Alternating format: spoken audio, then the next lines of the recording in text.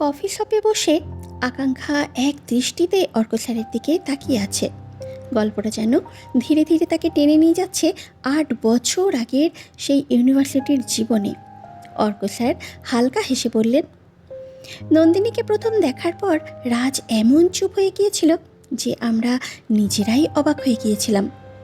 সুরাজ sir হেসে বললেন, যে ছেলে 5 মিনিট আগে একজনকে মেরে ফেলার জন্য তেড়ে যাচ্ছিল, সে কিনা একটা মেয়ের সামনে দাঁড়িয়ে চুপ। রুহি বললেন, আমরা তো ভেবেছিলাম রাজ এবার নন্দিনীকেও দুটো একটা কথা শুনিয়ে দেবে। তিথি মাথা নাড়লেন, কিন্তু না, নন্দিনীকে দেখার পর ওর রাগটাই যেন উধাও হয়ে গিয়েছিল। আকাঙ্ক্ষা আগ্রহ নিয়ে বলল, তারপর? অর্ক বলতে শুরু করলেন, নন্দিনী তখনও রাগে চোখে রাজের দিকে তাকিয়ে। কি হলো, চুপ করে আছেন কেন? রাজ ভ্রু কুচকে বলল, আপনি কে? আমি কে সেটা বড় কথা না, বড় কথা হলো আপনি বিশ্ববিদ্যালয়ে পড়তে এসেছেন নাকি গুন্ডাগিরি করতে এসেছেন। সুরাজ, অনিক, তিথি, রুহি তখন হাসি চেপে মরছে, কারণ রাজের সামনে দাঁড়িয়ে এভাবে কথা বলার সাহস সাধারণত কেউ করতো না। রাজও বুঝতে পারছিল না রাগ করবে নাকি অবাক হবে। শেষমেশ বলল, আপনার সমস্যা কি? সমস্যা হলো মারপিট আমার একদম পছন্দ না, আর প্রথম দিনেই যদি এই অবস্থা হয় তাহলে সিনিয়ররা কি ভাববে? রাজ বিরক্ত হয়ে বলল, আপনাকে ভাবতে হবে না। আচ্ছা। নন্দিনী মাথা নাড়ল, আমাকে ভাবতে হবে না, কিন্তু আপনার বন্ধুদের তো ভাবতে হচ্ছে। এই বলে সে আমাদের 5 জনের দিকে তাকালো। এদের মুখ দেখেছেন? মনে হচ্ছে আপনি প্রতিদিন আপনাকে সামলাতে সামলাতে জীবন এদের শেষ। কথাটা শুনে তিথি আর রুহি হেসে ফেলেছিল, আর রাজ প্রথমবারের মতো নিজের অজান্তেই মুচকি হেসেছিল। আকাঙ্ক্ষা অবাক হয়ে বলল, রাজ হেসেছিল? সুরাজ মাথা নাড়লেন, হ্যাঁ, আমরাও অবাক হয়েছিলাম, কারণ সেই সময় রাজ হাসত খুব কম। অর্ক বলল, তারপর নন্দিনী নিজের পরিচয় দিল, হাই, আমি নন্দিনী সেন, আজই প্রথম দিন, আর আশা করছি তোমাদের বিশ্ববিদ্যালয়ে রোজ রোজ মারপিট দেখতে হবে না। এবার সবাই হেসে উঠেছিল, শুধু একজন না, অনিক। আকাঙ্ক্ষা অবাক হয়ে বলল, কেন? তিথি মুচকি হেসে বললেন, কারণ তখন অনেক অন্য একটা জিনিস নিয়ে ব্যস্ত ছিল। কি? রুহি আর তিথি একে অপরের দিকে তাকিয়ে হেসে ফেললেন। অর্ক উত্তর দিল, ও নন্দিনীর দিকে তাকিয়েছিল। আকাঙ্ক্ষার বুকটা হালকা কেঁপে উঠল। মানে? সুরাজ ধীরে ধীরে বললেন, মানে নন্দিনীকে প্রথম দেখার দিন থেকেই অনেকের চোখে একটা অন্যরকম পরিবর্তন আমরা দেখতে পেয়েছিলাম, যেটা তখন অনেক নিজেও বুঝতে পারেনি। তিথি আস্তেই করে বললেন, কিন্তু আমরা বুঝেছিলাম। অনেকের নন্দিনীকে বেশ ভালো লেগে গেছে। কথাটা শুনে আকাঙ্ক্ষা চুপ হয়ে গেল। তার বুকের ভেতরে অদ্ভুত একটা অনুভূতি কাজ করছে। কষ্ট, নাকি অনেকে আরও ভালোভাবে বুঝতে পারার অনুভূতি, সে নিজেও জানে না। অর্ক আবার বলতে শুরু করলেন, কিন্তু মজার ব্যাপার হলো সেই সময় নন্দিনী বা রাজ কেউই বুঝতে পারেনি তাদের জীবনে কী ঝড় আসতে চলেছে। আর অনেকেও জানতো না একদিন এই মেয়েটাই তার জীবনের সবচেয়ে বড় সুখ আর সবচেয়ে বড় কষ্টের কারণ হয়ে উঠবে। আকাঙ্ক্ষা নিঃশব্দে শুনে চলল। গল্পটা এখন শুধু নন্দিনী বা রাজের নয়, গল্পটা অনেক সিংহ রায়েরও।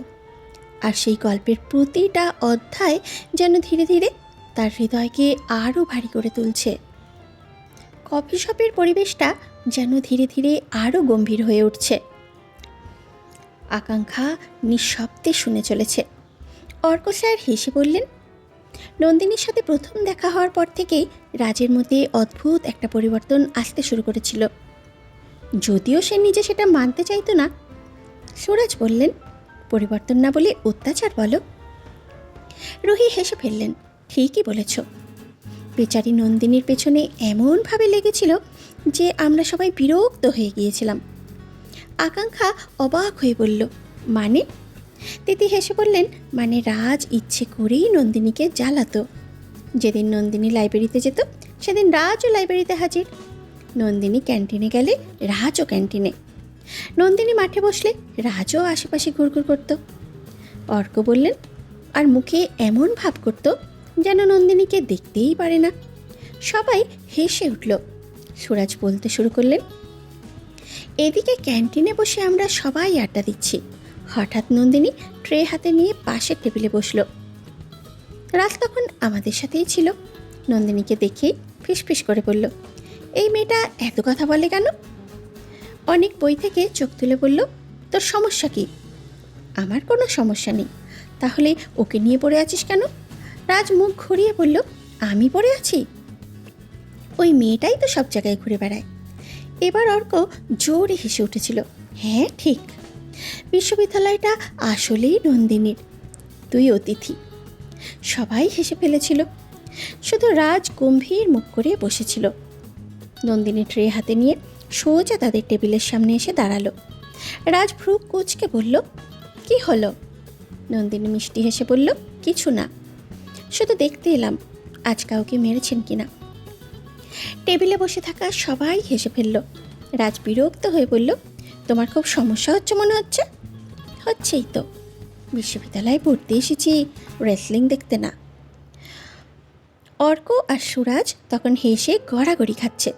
রাজ দাঁত চেপে বলল, একদিন কিন্তু তোমাকে দেখে নেব। রাজের কথাটা শুনে নন্দিনী একটুও ভয় পেল না, বরং মুচকি হেসে বলল, ওমা, আবার হুমকি? আপনার কি অন্য কোনো ডায়লগ নেই? আগে নিজেকে দেখুন মিস্টার মারপিটবাজ। তারপরে নন্দিনী চলে গেল, আর রাজ তাকিয়ে রইল ওর যাওয়ার দিকে। অর্ক তখন খোঁচা দিয়ে বলবে, কী রে রাজ, আজও হারলি? রাজ বিরক্ত হয়ে বলল, আমি হারলাম কোথায়? তিথি বলল, মেয়েটা তো চলে গেছে, এখনও তাকিয়ে আছিস কেন? চুপ কর তো। রাজের বিরক্ত মুখ দেখে সবাই হো হো করে হেসে উঠল। শুধু অনেক চুপচাপ বসেছিল, হাতে বই থাকলেও চোখ ছিল অন্য কোথাও।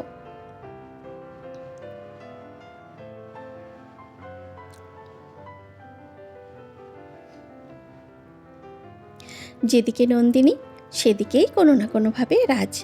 নন্দিনী লাইব্রেরিতে, কিছুক্ষণ পর রাজও হাজির। নন্দিনী ক্যান্টিনে, রাজও ক্যান্টিনে। নন্দিনী মাঠে বসে বন্ধুদের সাথে গল্প করছে, রাজ পাশের বেঞ্চে বসে আছে।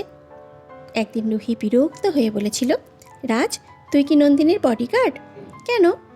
ও যেখানে যায় তুইও সেখানে হাজির হয়ে যাস। রাজ গম্ভীর মুখে বলেছিল, কাকতালীয়। অর্ক তখন হেসে বলেছিল, হ্যাঁ, এত কাকতালীয় যে ঈশ্বরও অবাক। কফি শপে বসে আকাঙ্ক্ষা এক মনে গল্পটা শুনছে। অর্ক স্যার একটু হেসে বললেন, নন্দিনী আর রাজের খুনসুটি তখন পুরো ক্যাম্পাসের বিনোদন হয়ে গিয়েছিল। রুহি ম্যাম বললেন, একদিন তো এমন কাণ্ড হলো যে আমরা হাসতে হাসতে শেষ। আকাঙ্ক্ষা আগ্রহ নিয়ে বলল, কি হয়েছিল? তিথি ম্যাম হেসে বললেন, সেদিন ছিল ইন্টারনাল প্রেজেন্টেশন। প্রত্যেকে নিজের টপিক নিয়ে প্রেজেন্টেশন দিতে হবে। আর নন্দিনী স্বভাব তো জানোই, সব কিছু নিখুঁত চাই। সুরাজ বললেন, সকাল থেকে মেয়েরা প্রেজেন্টেশন নিয়ে ব্যস্ত ছিল, কেউ যেন বিরক্ত না করে। ঠিক তখনই রাজের মাথায় শয়তানি বুদ্ধি চাপল। অর্ক হেসে বললেন, নন্দিনী নিজের ল্যাপটপ আর ফাইল রেখে একটু বাইরে গিয়েছিল, আর সেই সুযোগে রাজ ওর প্রেজেন্টেশন ফাইলের কভারের পেজটা বদলে দিল। আকাঙ্ক্ষা অবাক হয়ে বলল, কি লিখেছিল? সবাই হেসে ফেলল। তিথি বলল, টপিক ছিল এনভায়রনমেন্টাল সায়েন্স, আর রাজ লিখে দিল, প্রেজেন্টেড বাই মিস ঝগড়া কুইন নন্দিনী রয়।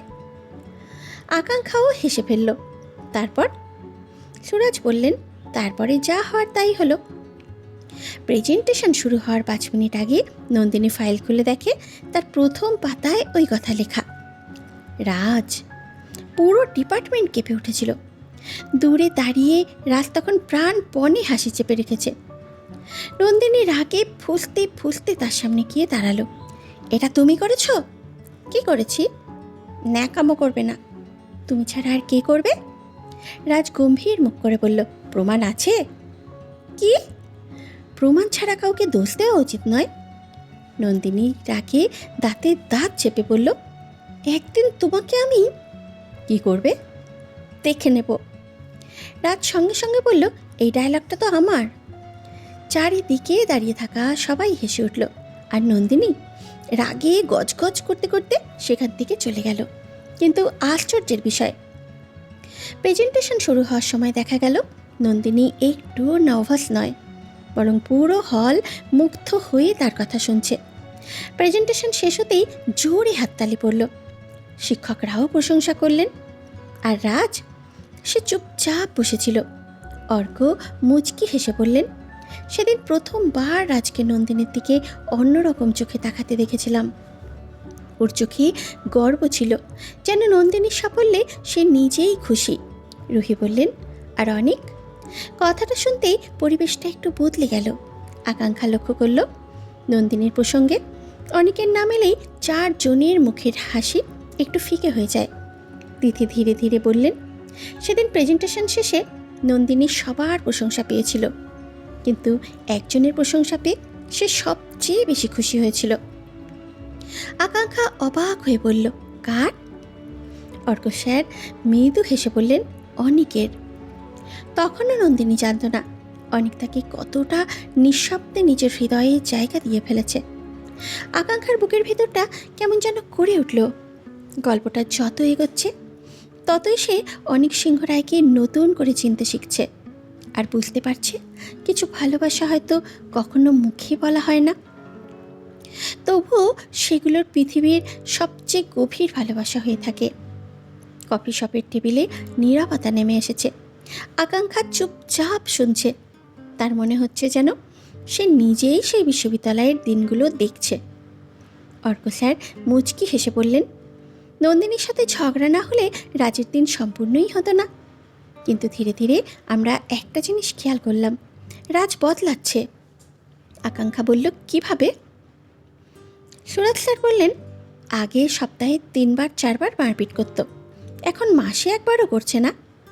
রুহি ম্যাম হেসে ফেললেন, কারণ ওর সব সময় নন্দিনীকে বিরক্ত করতেই কেটে যেত।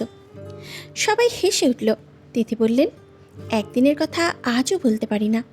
সেদিন ভারী বৃষ্টি হচ্ছিল, ক্লাস শেষ হতে হতে সন্ধে হয়ে গেছে, ক্যাম্পাস প্রায় ফাঁকা। আমরা সবাই বেরিয়ে এসেছি। হঠাৎ দেখি নন্দিনী বিশ্ববিদ্যালয়ের গেটের সামনে দাঁড়িয়ে। আকাঙ্ক্ষা আগ্রহ নিয়ে বলল, কেন? ও ছাতা আনেনি, আর বৃষ্টিটা এতটাই জোরে হচ্ছিল যে বের হওয়ার কোনো উপায়ই ছিল না। সুরাজ বললেন, আমরা তখন নিজেদের মতো বাড়ি যাওয়ার ব্যবস্থা করছি। হঠাৎ দেখি রাজ দূর থেকে সব দেখছে। অর্ক হেসে বললেন, কিন্তু কাছে আসবে না, কারণ ভদ্রলোকের আবার ইগো ছিল। সবাই আবার হেসে ফেলল। তিথি বললেন, নন্দিনী তখন বিরক্ত মুখে বৃষ্টির দিকে তাকিয়ে আছে। ঠিক তখনই সামনে একটা ছাতা এসে থামল। নন্দিনী অবাক হয়ে তাকালো, তুমি? রাজ গম্ভীর মুখে দাঁড়িয়ে, হ্যাঁ আমি। এইভাবে দাঁড়িয়ে থাকলে কাল সকাল পর্যন্ত এখানেই থাকতে হবে। নন্দিনী ভ্রু কুঁচকে তাকালো, তোমার সমস্যা কি? সমস্যা নেই, চলো। কোথায়? বাড়ি। আমি তোমার সাথে কেন যাব? রাজ বিরক্ত হয়ে বলল, উফ, যেও না, আমি শুধু ছাতাটা দিতে এসেছিলাম। এই বলে ছাতাটা নন্দিনীর হাতে ধরিয়ে দিয়ে চলে যেতে লাগলো। নন্দিনী কয়েক সেকেন্ড চুপ করে দাঁড়িয়ে রইল, তারপরে ডাক দিল, এই শোনো। রাজ পিছনে তাকালো, কি? তুমি? নন্দিনী মৃদু হেসে বলল, ধন্যবাদ। রাজ কয়েক মুহূর্ত চুপ করে তাকিয়ে রইল, তারপরে মুখ ঘুরিয়ে বলল, এত ফর্মাল হওয়ার দরকার নেই। কিন্তু সেদিন আমরা সবাই দেখেছিলাম ছেলেটার মুখের কোণে চাপা একটা হাসি ফুটে উঠেছে। আকাঙ্ক্ষা মুচকি হেসে বলল, তাহলে রাজ নন্দিনীকে ভালোবেসে ফেলেছিল? কথাটা শুনে 4 জন একে অপরের দিকে তাকালো। অর্ক ধীরে ধীরে বললেন, হয়তো, কিন্তু সমস্যাটা অন্য জায়গায় ছিল। আকাঙ্ক্ষা অবাক হয়ে বলল, কি সমস্যা? এইবার রুহি ম্যামের মুখটা একটু গম্ভীর হয়ে গেল। তিথি দীর্ঘশ্বাস ফেললেন। সুরাজ নিচের দিকে তাকালেন, আর অর্ক ধীরে ধীরে বললেন, সমস্যাটা হলো শুধু রাজ নয়, তখন আরেকজন মানুষও নন্দিনীকে ভালোবেসে ফেলেছিল। আকাঙ্ক্ষার বুকটা ধক করে উঠল, কারণ সে উত্তরটা জানে, তবুও শুনতে চায়। অর্ক মৃদু গলায় বললেন, সেই মানুষটা ছিল অনিক। আর আমাদের মধ্যে কেউই তখন জানতাম না এই ভালোবাসাই একদিন 3টে মানুষের জীবন পুরো বদলে দেবে। আকাঙ্ক্ষা নিঃশব্দে বসে রইল। এবার শুধু গল্পটা প্রেমের নয়, এবার শুরু হতে চলেছে এমন এক অধ্যায় যেখানে বন্ধুত্ব, ভালোবাসা আর ত্যাগ একে অপরের সামনে দাঁড়াবে। কফি শপের টেবিলে সবাই চুপচাপ। আকাঙ্ক্ষা যেন গল্পের ভেতরেই ঢুকে গেছে। সে অধীর হয়ে বলল, তারপর কি হয়েছিল? অর্ক স্যার মুচকি হেসে বললেন, তারপরে এলো বিশ্ববিদ্যালয়ের বার্ষিক সাংস্কৃতিক অনুষ্ঠান, আর সেখান থেকেই সব কিছু বদলাতে শুরু করলো। রুহি ম্যাম বললেন, পুরো ক্যাম্পাস তখন উৎসবের আমেজেই মেতে উঠেছে। গান, নাচ, নাটক, আবৃত্তি সব কিছুর প্রস্তুতি চলছে। তিথি বললেন, আর নন্দিনী, ও ছিল পুরো অনুষ্ঠানের প্রাণ। একবার নাচের রিহার্সাল, একবার আবৃত্তির প্র্যাকটিস, আবার অনুষ্ঠান পরিচালনার দায়িত্ব ওর কাঁধে। সুরাজ হেসে বললেন, এক কথায় পুরো ক্যাম্পাস মাথায় করে ঘুরছিল। সবাই হেসে উঠল। অর্ক আবার বলতে শুরু করলেন, সেদিন বিকেলে অডিটোরিয়ামে রিহার্সাল চলছিল, আর আমরা সবাই ছিলাম, শুধু রাত ছিল না। আকাঙ্ক্ষা বলল, কেন? কারণ মহাশয় নাকি রিহার্সাল দেখতে পছন্দ করেন না। ওর ভাষায় এত গান বাজনা আমার সহ্য হয় না। রুহি হেসে বললেন, কিন্তু সন্ধ্যের দিকে হঠাৎ দেখি ভদ্রলোক নিজেই অডিটোরিয়ামের দরজায় এসে দাঁড়িয়েছেন। আর কার পারফরমেন্স চলছিল জানো? আকাঙ্ক্ষা মুচকি হেসে বলল, নন্দিনীর। একদম ঠিক। তিথি বললেন, মঞ্চের মাঝখানে দাঁড়িয়ে নন্দিনী আবৃত্তি করছিল। পুরো হল নিস্তব্ধ, সবার চোখ তার দিকে। আর দরজার পাশে দাঁড়িয়ে রাজু এক দৃষ্টিতে তাকিয়েছিল। সেদিন প্রথমবার সে নন্দিনীকে শুধু ঝগড়াটে একটা মেয়ে হিসাবে দেখেনি। প্রথমবার সে বুঝেছিল নন্দিনী কতটা সুন্দর, শুধু চেহারায় নয়, মনের দিকও সুন্দর।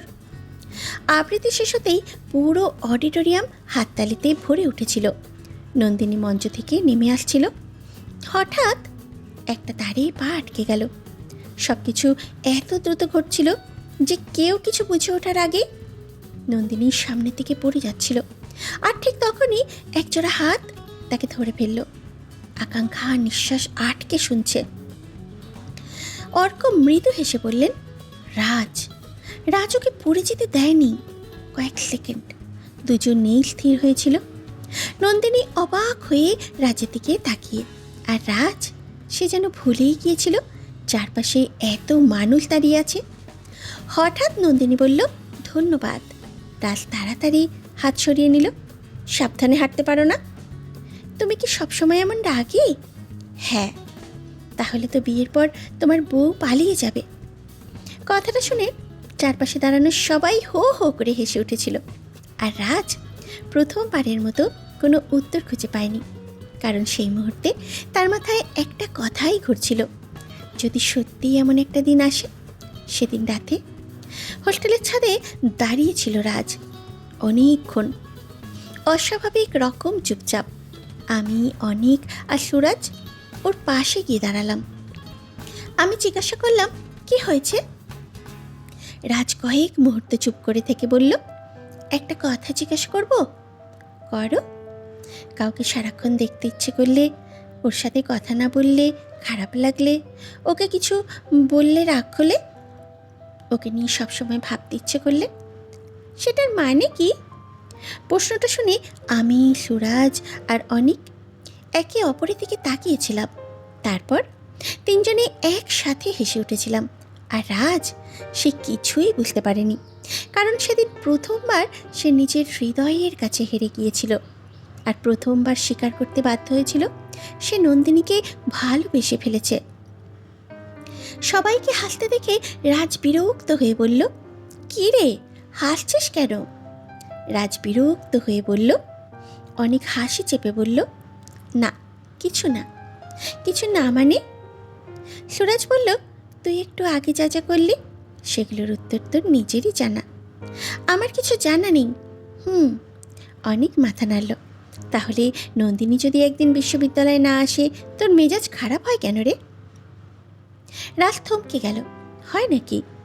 অর্ক হেসে বলল, হয় না? গত সপ্তাহে তো একদিন জ্বরে পড়ে আসেনি। সেদিন তুই 7 বার জিজ্ঞেস করেছিলি ও আজ আসবে না। সুরাজ যোগ করলো 8 বার, আমি গুনেছিলাম। সবাই আবার হেসে উঠল। রাজ বিরক্ত হয়ে বলল, এই তোদের কি আর কোনো কাজ নেই? সারাক্ষণ আমাকে নিয়ে পড়ে থাকিস। অনেক রাজের কাঁধে হাত রাখলো। আচ্ছা একটা কথা বল। কি? নন্দিনীকে অন্য কোনো ছেলের সাথে বেশি কথা বলতে দেখলে তোর কেমন লাগে? প্রশ্নটা শুনে রাজ চুপ করে গেল। কয়েক সেকেন্ড পরে বলল, ভালো লাগে না। কেন? জানি না। অনেক মুচকি হেসে বলল, আমরা জানি। কে জানিস? তুই প্রেমে পড়েছিস। রাজের মুখের অবস্থা দেখার মতো। আমি প্রেমে? অসম্ভব। অর্ক হেসে বলল, এই অসম্ভবটাই সম্ভব হয়ে গেছে ভাই, স্বাগতম। সুরাজ নাটকীয় ভঙ্গিতে বলল, আমাদের রাজ অবশেষে শহীদ হয়েছে। কিসের শহীদ? প্রেমের। এবার সবাই হো হো করে হেসে উঠল। শুধু অনেক চুপচাপ রাজের দিকে তাকিয়ে রইল। তার চোখে ছিল এক অদ্ভুত প্রশান্তি, কারণ এতদিন পর প্রথমবার সে দেখেছে রাজ সত্যিই বদলেছে। যে ছেলে একসময় রাগ আর একাকিত্বকে নিজের মধ্যে হারিয়ে ফেলেছিল, আজ সে ছেলের জীবনে এমন একজন এসেছে যার জন্য সে নিজের রাগ নিয়ন্ত্রণ করতে শিখেছে।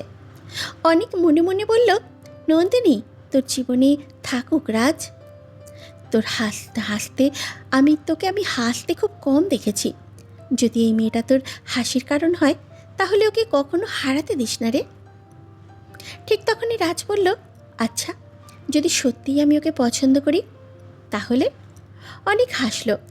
তাহলে গিয়ে বলে দে। এত সহজ? সবচেয়ে কঠিন কাজগুলোই আসলেই সবচেয়ে সহজ। রাজ দীর্ঘশ্বাস ফেলল আর অনেক আকাশের দিকে তাকালো। মুখে হাসি থাকলেও বুকের ভিতরটা কেমন জানি খালি খালি লাগছিল। তবুও সে খুশি ছিল, কারণ বন্ধুর সুখের কাছে নিজের অনুভূতিগুলোকে সে অনেক আগেই হার মেনে বসে আছে।